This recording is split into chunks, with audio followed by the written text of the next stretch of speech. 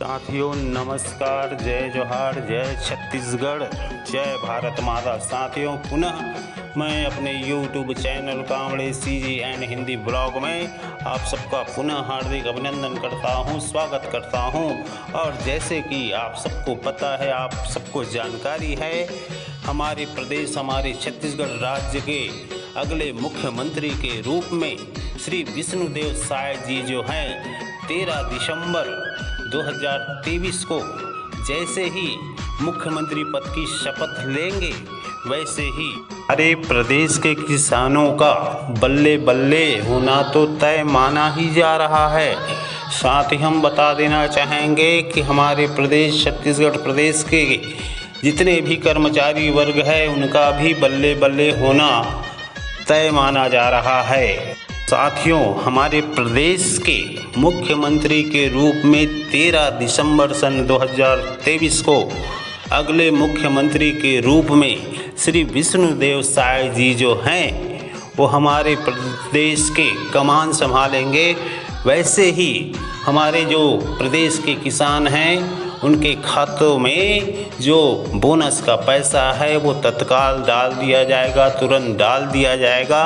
यह समाचार सुनकर, यह खबर सुनकर हमारे जो छत्तीसगढ़ के किसान हैं वो फूले नहीं समा रहे हैं।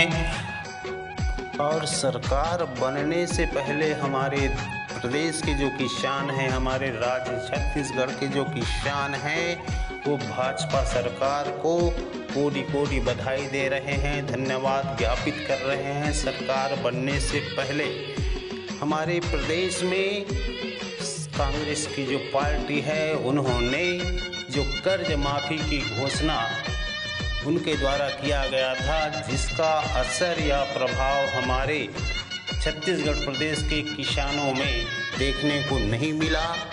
और उन्होंने एक बार पुनः बीजेपी यानी भारतीय जनता पार्टी के सरकार को लाने का जिम्मा जो है लिया है, और भारतीय जनता पार्टी की यहाँ सरकार बन गई है पूर्ण बहुमत के साथ। तो हमारे प्रदेश के जो किसान हैं अब कितना समझदार हो गए हैं, ये तो आपने देख ही लिया।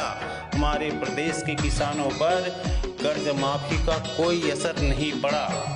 साथ ही मैं बता देना चाहूँगा साथियों, हमारे प्रदेश छत्तीसगढ़ प्रदेश के जो एक तबका है कर्मचारी वर्ग का, वो जब से कांग्रेस की सरकार सत्ता में आई, तब से हमारे प्रदेश के जो कर्मचारी है वो आंदोलनरत रहे। हमारे प्रदेश के जो कर्मचारी है अपनी जायज़ मांगों को लेकर के सड़क में उतरे, अपने हक, अपने अधिकार के लिए उन्होंने सड़क की लड़ाई लड़ी।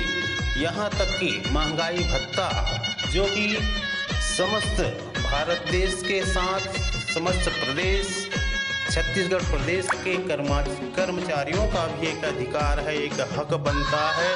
तो अपने हक पाने के लिए भी सड़क की लड़ाई हमारे प्रदेश के कर्मचारियों ने लड़ा, तब भी हमारे प्रदेश के जो कर्मचारी है उनको न्याय नहीं मिला। दूसरे शब्दों में मैं बताना चाहूँगा कि महंगाई भत्ता या DA उनका हक है, उनका अधिकार है, उन्हें तो बिना आंदोलन किए दे देना चाहिए था। लेकिन हमारे प्रदेश में ऐसा नहीं हुआ। अपनी जायज़ मांगों को लेकर के हमारे प्रदेश के जो कर्मचारी है, अधिकारी है, वो सड़क की लड़ाई लड़ने पर उतारू हुए और लड़े, फिर भी सरकार के कानों में जू तक नहीं रेंगी। तो साथियों, इस बार पुनः भारतीय जनता पार्टी की सरकार जो है सत्ता में आई है पूर्ण बहुमत के साथ। वैसे ही कर्मचारियों में, प्रदेश के कर्मचारियों में आशा की एक नई किरण जो है वो दिखाई देने लगी है। तो साथियों, हमारे प्रदेश के कर्मचारी जो हैं सरकार चलाने में एक महत्वपूर्ण भूमिका निर्वहन करती है, अदा करती है। तो साथियों, जैसे ही बीजेपी की सरकार यानी भारतीय जनता पार्टी की सरकार जो है वो सत्ता में आएगी, शपथ ग्रहण करेगी, वैसे ही हमारे प्रदेश के जो कर्मचारी वर्ग है, जिसे हम रीढ़ की हड्डी भी कहते हैं, तो उनके लिए भी यह एक नई सौगात लेकर आने वाली है।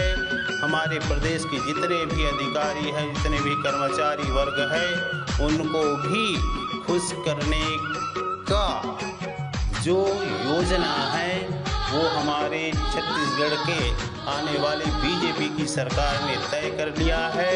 और ये माना जा रहा है कि जैसे ही भारतीय जनता पार्टी की सरकार हमारे प्रदेश की कमान संभालेगी, वैसे ही हमारे छत्तीसगढ़ के जितने भी कर्मचारी हैं, उनका भी मांग जो सदियों से वे लोग कांग्रेस के सरकार के समय से मांग करती आई है, वो मांग तत्काल पूर्ण करेगी।